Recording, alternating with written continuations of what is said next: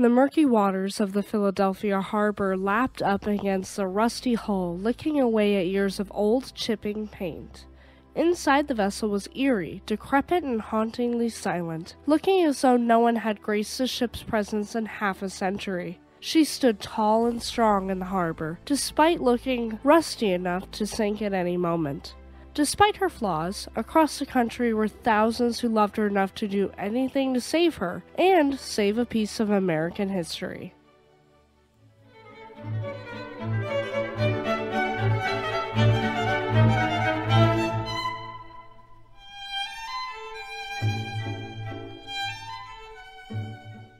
Welcome to Shipwreck Sunday, where we investigate disasters at sea and the impact that they have on the world today. My name is Eleanor. Today, thanks to our lovely Shipwrecker crew, we will be discussing the short-lived but amazing career of SS United States, as well as her tragic abandonment in Philadelphia, while she rots away as she awaits rescue. If you like stories about abandoned places, you'll love this one.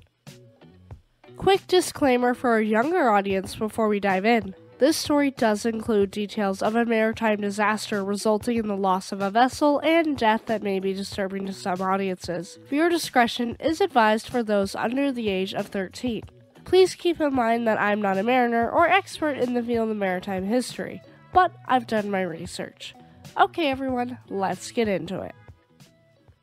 SS United States is an American ocean liner that was built for the United States Line by Newport News Shipbuilding and Dry Dock Company. The United States Line was inspired by the service of the Cunarders RMS Queen Mary and RMS Queen Elizabeth as they transported thousands of soldiers home from World War II, and they wanted this success for themselves. If you didn't know, RMS Queen Mary has the record for the largest amount of people transported at once, carrying a total of 16,683 people home from July 25th through the 30th of 1943. 15,740 of these people being troops returning home, and 943 of them being crew.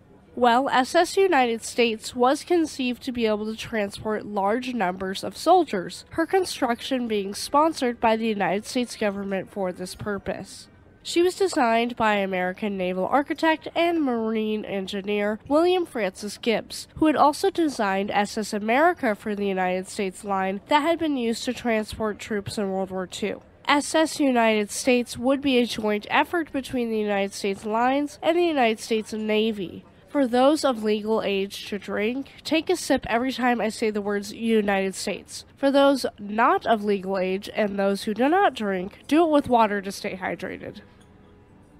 As for that joint effort, the United States government underwrote almost 70% of the construction, which cost $79.4 million in 1949 when she was ordered, which would be a whopping $1,024,280,017 today. So in today's money, the U.S. government would pay $716,996,012 of that $1.02 billion. That's a large chunk of change to spend on an ocean liner. Back in 1949, SS United States' owners, the United States Line, contributed $28 million to the project. In exchange for the United States government paying for so much of the construction of the vessel, she would be designed to easily and quickly convert her to a troop ship or hospital ship should the need arise. Her capacity as a troop ship was set at 15,000 troops. If you're interested in hearing about other ships that were built to be easily converted, check out our episode on RMS Lusitania and stay tuned for next May when we cover her in more detail for Lusitania Month. SS United States was ordered in 1949 like I stated earlier, and she'd be laid down on February 8th, 1950 in Newport News, Virginia, being designated Hull 488. Hull 488 would be constructed in a dry dock to exacting Navy specifications, and these specifications called for heavy compartmentalization of the ship with separate engine rooms to increase survivability of the vessel in an emergency. For our younger audiences, compartmentalization is the division of something into sections or categories. Essentially, she'd have a lot more walls than most of her contemporaries. A large part of the construction for SS United States was prefabricated, with the hull itself being comprised of 183,000 pieces. If you didn't know, aluminum was not as extensively used in shipbuilding back then as it is now, and so SS United States and the construction of her superstructure was the most extensive use of aluminum in any construction project at the time, though this wasn't purely a good thing. Aluminum construction poses a lot of challenges, like galvanic corrosion when joining the aluminum superstructure to the steel decks below. Galvanic corrosion is an electromechanical process in which one metal corrodes preferentially when it is in electrical contact with another in the presence of an electrolyte. The advantage of using a light metal like aluminum is the amount of weight it saves. Okay, let's really take a deep dive into SS United States' specs. She was an enormous ocean liner, with her tonnage sitting right at 53,330 gross registered tons. She was designed to displace 45,400 tons, but maxed out at 47,264 tons displaced. In imperial measurements, she was 990 feet in length overall, 940 feet in length at the waterline, had a maximum beam of 101.5 feet wide, a designed draft of 31 feet and 3 inches, a maximum draft of 32 feet and 4 inches, and a depth of 175 feet from the keel to the funnel. In metric measurements, that's an overall length of 302 meters, 287 meters in length at the waterline, a maximum beam of 30.9 meters wide, a designed draft of 9.53 meters, a maximum draft of 9.86 meters, and a depth of 53 meters from the keel to the funnel. She spanned 12 decks and was capable of transporting 1,928 passengers with a crew of 900. She also had 2 stocky funnels that were designed to vent from her engine room and galley. Thank you to our listener Michael Arnold, who actually inspected SS United States for this one. Cheers, friend. As for propulsion, she was quite impressive in that department. She had the most powerful steam turbines of any merchant marine vessel at the time, with these 4 Westinghouse double reduction geared steam turbines capable of producing a total power of 240,000 horsepower, or 180,000 kilowatts rated, though in sea trials she was able to hit 247,785 horsepower, or 184,773 kilowatts. This power turned 4 manganese bronze propellers that were 18 feet or 5.5 meters in diameter. What fed these turbines? 8 Babcock and Wilcox boilers that operated at 1,000 psi, later reduced to 925 psi, and 975 degrees Fahrenheit, which is 524 degrees Celsius. All of this power meant she could move full astern at over 20 knots, or 37 kilometers per hour and 23 miles per hour. Full astern is just like putting a ship in reverse.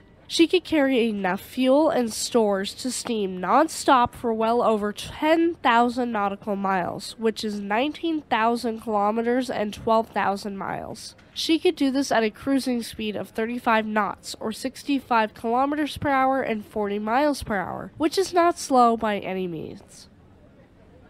Originally, the ship's power specifications were classified by the United States government, but in 1968 they would become declassified, and that's when the public learned that she had a top speed of 42 knots, which is 78 kilometers per hour and 48 miles per hour. This maximum speed was reached at a power output of 240,000 horsepower, or 180,000 kilowatts, though she would never operate past 150,000 horsepower or 110,000 kilowatts during passenger service. She was incredibly impressive in design, and this included her interior design, which was designed by those who did the interiors of SS America for the United States line, Dorothy Markwald and Anne Urquhart. These two women aimed to create a modern, fresh, contemporary look that emphasized simplicity over palatial, restrained elegance over glitz and glitter. Essentially, the KISS method. Keep it simple, stupid. The two designers even went as far as hiring a multitude of artists to produce American-themed artwork for the public spaces, and the interior decor even included a children's playroom designed by Edward Michalkoff, an American artist, illustrator, and designer known for his creation of a pair of mosaic map murals of New York City's 5 boroughs. As well as the design needing to be classy and sleek, it also had to be fireproof. Fire safety was huge for SS United States because of previous maritime disasters caused by fire and to keep in line with the U.S. Navy's fireproofing standards. Because of the fires on SS Morro Castle and SS Normandy, William Francis Gibbs specified that the ship had to have rigid fire safety standards. If you're interested in hearing about another fire-prone vessel, check out our episode on MS Achille Lauro, my personal favorite Shipwreck Sunday episode I've ever made. To reduce the risk of fire, SS United States would have no wood in the ship's framing, accessories, interior surfaces, or decorations. Though the galley did have a wooden butcher's block, that was the only exception. All of the fittings, even the fabrics, were custom-made glass, metal, and spun glass fiber, with asbestos-laden paneling being used extensively throughout the interior structures. Most of us just gasped at that, and for our younger audience members, I'll explain why. Asbestos was a building material that was extensively used before we realized the health hazards it causes, namely mesothelioma. Nowadays, asbestos must be removed from all buildings and has to be done by crews in hazmat suits to protect themselves. Even clothes hangers on SS United States were aluminum, and the ballroom's grand piano was originally going to be aluminum as well, but ended up being made of mahogany. It was only allowed on the ship after a demonstration in which gasoline was doused all over it and ignited, and the wood never caught fire. Now that we know all of her design features, let's get into the career of SS United States. But before we do that, if you're enjoying this video, let me know down in the comment section below. Don't forget to give this video a like and subscribe to our channel for more stories like this. If you're on an audio-only format like Spotify, Samsung Podcasts, Amazon Music, or another podcast service, make sure to subscribe for more episodes and leave us a 5-star review since it does help us reach more listeners like you. Okay, back to SS United States and her service history. SS United States was launched on July 23, 1951. Being christened by Lucille Connolly at that time. She'd passed her sea trials, being given the IMO number 5373476 and the call sign KJEH. Her maiden voyage would take place from July 3rd to July 7th of 1952, and during this incredible maiden voyage, SS United States broke the eastbound transatlantic speed record, stealing the blue ribbon from Cunard's RMS Queen Mary. She broke this record by more than 10 hours, which is incredibly fast, and she made her crossing from the Ambrose Lightship at New York Harbor to Bishop Rock off Cornwall in just 3 days, 10 hours, and 40 minutes. To do this, she averaged a speed of 35.59 knots, or 65.91 kilometers per hour, and 40.96 miles per hour. As she returned home to New York City, she would snatch up the blue ribbon for the westbound crossing from Queen Mary, averaging 34.51 knots or 63.91 kilometers per hour and 39.71 miles per hour, and making it to New York in just 3 days, 12 hours, and 12 minutes. In New York, her owners were given the Hales Trophy, which is the tangible expression of the blue ribbon. Interestingly enough, she still holds the blue ribbon to this day, being the last ship to covet the award. And she was the first American ship in 100 years to covet the blue ribbon, the last American ship having had it being SS Baltic of the American Collins Line in 1851. Her speed record is disputed since it was once a military secret, and the whole conspiracy stems from an alleged speed of 43 knots, or 80 kilometers per hour, and 49 miles per hour, which was leaked to reporters by engineers after the first speed trial. There are multiple sources that were wildly inaccurate about her speed, so it's always important to double check your research when looking into her speed records. If you're interested in another incredibly fast ship, check out our episode on SS Laurentic, a ship fast enough to race across the Atlantic and chase down a murderous duo. She was quite popular during the 1950s and early 1960s for transatlantic crossings, and frequently she attracted celebrity passengers like the Duke and Duchess of Windsor, Judy Garland, Cary Grant, Marilyn Monroe, Duke Ellington, Salvador Dali, and Walt Disney, who would feature the ship in his 1962 movie Bon Voyage. Tragically, there was a celebrity death aboard the ship as well, and this was Claude Jones, a trombonist who played with Duke Ellington. He'd worked as part of the waitstaff and died on the ship in 1962. Rest in peace to him. If you've watched my video on the decline of ocean liners, then you'll know that the rise of jet-powered airliners began to kill the transatlantic shipping trade. If you haven't seen that episode, definitely check it out. SS America would be sold in 1964. RMS Queen Mary retired in 1967 and was sold to the city of Long Beach, California, and RMS Queen Elizabeth was retired in 1968. Sadly, SS United States was no longer profitable during this time, as were many transatlantic ocean liners, and unbeknownst to the public, passengers, or the crew of the vessel, her last voyage, and 400th at that, was completed on November 7, 1969, as she arrived safely in New York City. In late 1969, before it was decided she was going to retire, it was announced that she'd make a final 55-day Grand Pacific cruise to set sail on January 21, 1970. But alas, this would never happen, being canceled in December of 1969. She has a couple more major stops before she goes to Philadelphia, and we'll cover those now. After her final voyage, she would sail to Newport News, Virginia for her regularly scheduled annual overhaul. While in Virginia, the United States Lines made the difficult decision to withdraw her from service, and they felt they had no choice due to the skyrocketing expenses of operating SS United States and the U.S. government pulling out on their operating subsidies. After this announcement, the rehaul of the ship was swiftly halted, leaving several tasks incomplete, like repainting her funnels. Today, you can still faintly see the partially finished paint coating her funnels. She was sealed up with all of her crew uniforms, furniture, and fittings still in place, standing still in time. She'd be moved across the James River to the Norfolk International Terminal in Norfolk, Virginia in June of 1970, and 3 years later in 1973, her ownership was transferred from the United States Line to the United States Maritime Administration. After another 3 years, Norwegian Caribbean Cruise Line, or NCL, showed interest in buying the classic ocean liner and turning her into a Caribbean cruise ship, but this was thwarted because of her still classified naval design elements. So NCL would purchase the French ocean liner SS France from the Compagnie Générale Transatlantique instead.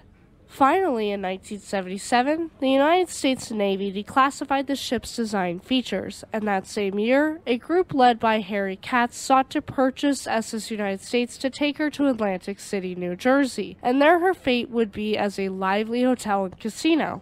However, this never came to fruition, and so she sat still. The U.S. Navy took interest in her briefly to possibly transform her into a troop ship or hospital ship, but instead they chose to go with 2 San Clemente-class supertankers. She was seen as useless by the Navy as of 1978, and so she was up for sale. Luckily, in 1980, she was purchased by a group headed by Seattle developer Richard H. Hadley for $5 million, and in 2023's cash, that would be a cost of $18,630,218 due to inflation. Hadley wanted to reinvent the ocean liner as a timeshare cruise ship. To pay the debt owed to creditors, all of her fittings and furniture were sold in 1984, being auctioned off in Norfolk, Virginia. This breaks my heart because it was all of the original pieces of SS United States that were sealed in the ship in 1969. And just to think, 15 years later, everything was lost.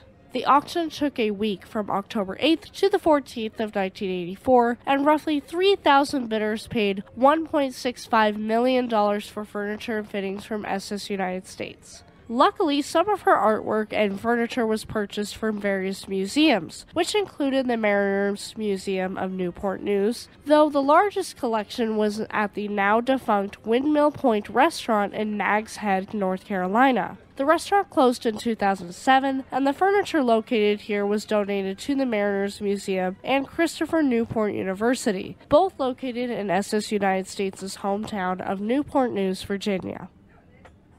She was once again relocated across Hampton Roads to CSX Coal Pier in Newport News on March 4, 1989. Sadly, Hadley's plan to have a timeshare-style cruise ship failed financially, and SS United States would be seized by U.S. Marshals, and at this time, she would be put up for auction by the U.S. Maritime Administration on April 27, 1992. Julide Sadıkoglu of the Turkish shipping family, Edward Cantor, and Fred Mayer's company, Marmara Marine Inc., purchased SS United States at the auction for $2.6 million.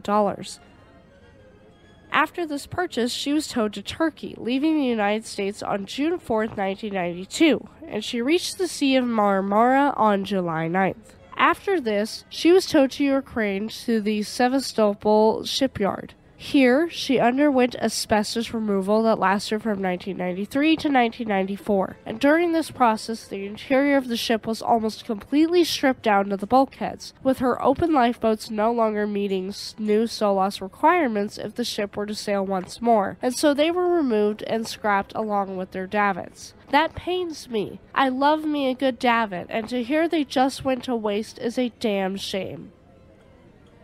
Back home in the United States, no plans were able to be finalized for repurposing SS United States, and so in June of 1996, the former shell of an ocean liner was towed back across the Atlantic to where she is now, South Philadelphia. Alright folks, a quick note before we continue with the story. If you have any ships you'd like us to cover, make sure to leave us a comment with your suggestions and you might hear your favorite ship here on the podcast. Check out our community tab to keep up with us, and we are also on Facebook, Instagram, and Twitter. Edward Cantor purchased SS United States in November of 1997 for $6 million. We have to give him credit though, because he did something great for her. 2 years after purchasing her, the SS United States Foundation and the United States Conservancy, then called the SS United States Preservation Society, Inc., succeeded in having the ship placed on the National Register of Historic Places. Hats off to this man, because she is a beautiful piece of history and deserves to be recognized. Remember NCL? They reared their ugly heads again in 2003, this time successfully purchasing SS United States at auction from Cantor's estate after his passing. NCL intended to fully restore SS United States to her former glory and have her serve as part of their newly announced American flag-themed Hawaiian passenger service called NCL America. There's an interesting thing to note here. Not just any ship was eligible to enter such service because of the Passenger Service Act of 1886, which requires any vessel engaged in domestic commerce must be built and flagged in the United States and operated by a predominantly American crew. But SS United States qualified, having been born and raised a full-blooded American. In late 2003, NCL began an extensive technical review of the vessel, after which they stated that she was in sound condition. Of course she was. These classic vessels were built to last. Look at RMS Queen Mary. Later in August 2004, NCL began feasibility studies regarding refurbishment of SS United States, and later in May of 2006, they announced that she would be coming back as the fourth ship for NCL after the refurbishment was completed. Don't get your hopes up, folks. She's not leaving Philly. When NCL America first began operating in Hawaii, they actually used the ships Pride of Aloha, Pride of Hawaii, and Pride of America, not SS United States. Later, they'd withdraw Pride of Aloha and Pride of Hawaii from the Hawaiian service, and in February 2009, it was announced that SS United States would soon be up for sale once more. This time, she was in danger of facing the scrapyard. Facing destruction, the SS United States Conservancy was born in 2009 to save her by raising funds to purchase her. On July 30th, 2009, a Philadelphia media entrepreneur and philanthropist named H.F. Landfist pledged a matching grant of $300,000 to help the Conservancy, and unlike Amber Heard, he actually paid his pledge. Another noteworthy supporter was former U.S. President Bill Clinton, who also has endorsed efforts to save Estes United States, since he sailed on her himself in 1968 and thus had a special connection to the ship. She's not out of the woods yet, kids. This is where it gets hairy. Later in March of 2010, reports leaked that bids for the ship to be sold to the scrapyard were accepted by NCL. According to a press release made by the company, the large costs of upkeeping SS United States were around $800,000 a year, and that the Conservancy was unable to tender an offer for the ship, so the company was looking for a suitable buyer. By May 7, 2010, desperately over $50,000 were raised by the Conservancy. Later in November of 2010, the Conservancy announced plans to develop a multi-purpose waterfront complex with hotels, restaurants, and a casino along the Delaware River in South Philly at the proposed location of the then-stalled Foxwoods Casino project. Sound familiar? Check out our episode on the fate of RMS Queen Mary, who also had the potential to have a waterfront complex surrounding her, but faces uncertainty to this day. At the end of November in 2010, studies of the site were revealed in advance of Pennsylvania's December 10, 2010 deadline for a deal pointed at Harrah's Entertainment to take over the casino project. However, this fell through as the Conservancy's deal collapsed, and on December 16, 2010, the Gaming Control Board revoked the casino's license. Again, SS United States was in freefall, in danger of falling into the laps of eager scrappers. Fear not, dear listeners. The Conservancy did eventually purchase SS United States from NCL in February of 2011 for $3 million, according to reports, with the help of money donated by philanthropist H.F. Landfist. They assumed ownership of her on February 1, 2011, with whispers going around in March of that year about the group possibly wanting to move the ship to New York City, Miami, or keep her in Philadelphia. There were negotiations to have her become part of Vision 2020, a waterfront redevelopment plan in New York City that would cost $3.3 billion. In Miami, Ocean Group wanted SS United States on a slip on the north side of American Airlines Arena, now called Kaseya Center. An additional $5.8 million was donated by H.F. Landfest, and so the Conservancy was bought another 18 months from March 2011 to make her a public attraction. Months later, on August 5th of that year, the Conservancy announced that after conducting 2 studies focused on placing the ship in Philadelphia, that she was not likely to work there for a variety of reasons. We don't know what these reasons are, but we do know that after several discussions to place the ship at her home port of New York as a stationary attraction still seemed viable and in the works at the time. However, she had to be refitted in Philly. On February 7, 2012, preliminary work had begun on the restoration of SS United States to prepare her for her rebuild and new home, though curiously enough, a contract had never been signed. In April of 2012, a RFQ, or Request for Qualifications, was released at the start of what would be a relentless search for a developer. A RFP, or Request for Proposals, was issued just a month later in May, and in July of 2012, the Conservancy launched a new online campaign named Save the United States. They cleverly blended micro-fundraising and social networking to allow donors to sponsor square inches of a virtual ship for redevelopment, which would allow them to upload photos and stories of their experience with SS United States. The Conservancy announced that donors to the virtual ship would be featured in an interactive wall of honors aboard the future SS United States Museum. The plan was simple. Choose a developer by the end of 2012. The developer would then put the ship in a selected city by the summer of 2013, which would more than likely be New York City. In November 2013, she'd have a below-deck makeover that lasted into 2014 to make the ship more appealing to developers as a dockside attraction. However, as this was all to be moving and it was failing to, the Conservancy was warned that if their plans were not quickly realized, they may have no choice but to sell the ship for scrap. In January 2014, obsolete scraps of the ship were sold to keep up with the $80,000 a month maintenance costs, and just enough money was raised to keep her going for another 6 months after that, and they hoped someone would scoop her up, to no avail. In August 2014, SS United States still sat in Philadelphia, and her rent was about $60,000 a month.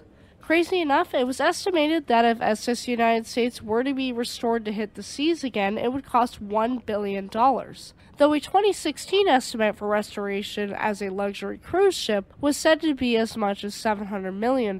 So the cost would range between those things, I suppose. $1 billion for a transatlantic ocean liner and $700 million for a swank cruise ship, I'm guessing? Time gets critical again here. On September 4th, 2014, they really pushed for her to be moved to New York City by a new developer and taken care of there, because if not, they would have to make the difficult decision of whether or not to scrap her in just a few weeks. A stroke of luck came their way on December 15th, 2014, when preliminary agreements in support of the redevelopment of the ship were announced, and these included providing for 3 months of carrying costs with a timeline and more details to be released in 2015. In February 2015, another $250,000 was sent into the Conservancy by an anonymous donor that went towards planning an onboard museum. In October 2015, the Conservancy explored potential bids for scrapping the ship as they were running out of money to cover the $60,000 per month cost to deck and maintain the ship. They continued trying to repurpose her and find ways she could be utilized, including ideas for hotels, restaurants, and even offices aboard the ocean liner. The Conservancy stated that if they didn't make any progress by Halloween, October 31st, 2015, they'd have no choice but to sell the United States to a responsible recycler, which is a nice way of saying the scrapyard. The deadline passed, and it was announced that $100,000 had been raised in October 2015, keeping SS United States from immediate danger. And by November 23, 2015, another $600,000 had been donated for care and upkeep, and this would give the Conservancy time to find a new strategy. Crystal Cruises announced on February 4, 2016 that it had signed a purchase option for SS United States, and that would include them covering docking costs in Philly for 9 months while they conducted a feasibility study on the ship with the intent of returning her to life as a cruise ship based in New York City. On April 9, 2016, it was announced that 600 artifacts taken from the vessel would be returned to her by many donors, including the Mariners Museum. Unfortunately, my friends, like everything so far in SS United States' story, it fell through. Crystal Cruises would pull out of the deal, stating there were too many commercial or technical challenges with the project. The cruise line then made a donation of $350,000 to keep her in Philly until the end of the year, which is a nice touch. The Conservancy would continue to receive donations, and in January of 2018, they made an appeal to then United States President Donald Trump to take action regarding America's flagship. Alright, let's just take a second to breathe. I know I just mentioned a former president that some love and some don't love, but let's keep politics out of our comment section and just talk about SS United States, okay? We are here for the love of ships and to keep our comment section as open and inviting as possible. Alright, let's continue back into SS United States' history. The Conservancy has stated that if they run out of money now, they plan on sinking the ship as an artificial reef instead of sending her to the scrapyard. On one hand, it's so sad to think of that vessel sinking, and on the other, it would be nice to have her at least still as United States, even if she was on the sea bottom. You'll have to let me know what you guys think. On September 20th, 2018, the Conservancy consulted with the company that had converted the former ocean liner and cruise ship SS Rotterdam into a hotel and mixed-use development, Damon Ship Repair and Conversion, about redevelopment of SS United States. On December 10, 2018, the Conservancy shifted focus once again, this time announcing an agreement with the commercial real estate firm RXR Realty of New York City. They were going to explore options for redevelopment and restoration of the once great ocean liner, and RXR had even expressed interest in the ship back in 2015 when they were thinking of restoring her as a hotel and event venue at Pier 57 in New York. The Conservancy requires that any redevelopment plan preserve the ship's profile and exterior design, and include approximately 25,000 square feet or 2,323 square meters for an onboard museum, which I greatly appreciate. It shows that they value the ship for who she is, and they don't want to see that wasted. In RXR's neck of the woods, their press release indicated that multiple locations would be considered depending upon the viability of the restoration plans. Later in March 2020, RXR Realty announced its plan to repurpose SS United States as a permanently moored hotel and cultural space, requesting expressions of interest from a number of major U.S. waterfront cities, including Boston, New York, Philadelphia, Seattle, Miami, San Diego, San Francisco, and Los Angeles. This episode couldn't be possible without our lovely patrons. Thank you all so much. If you'd like to support the channel and future episodes, go to patreon.com/shipwrecksunday to join. That brings us up to 2021, when a dispute would take place over Pier 82's daily rent, increasing from $850 per day to $1,700 per day, as well as $160,000 in unpaid back rent that could cause the eviction of United States. But, for now, she remains in Pier 82, and it's still unclear what her future will be. I'm hoping for the best, but seeing what's going on with RMS Queen Mary down in Long Beach makes me worried. I hope the ship stays around for a while. She's a gorgeous part of American history and deserves to be restored to her former glory. Now you're up to date on SS United States. Thank you for tuning into Shipwreck Sunday. Stay tuned next week for the story of Armenia, a Soviet hospital ship that was sunk by Nazi aircraft and resulted in a massive loss of life. Have a great week, and we'll see you next time.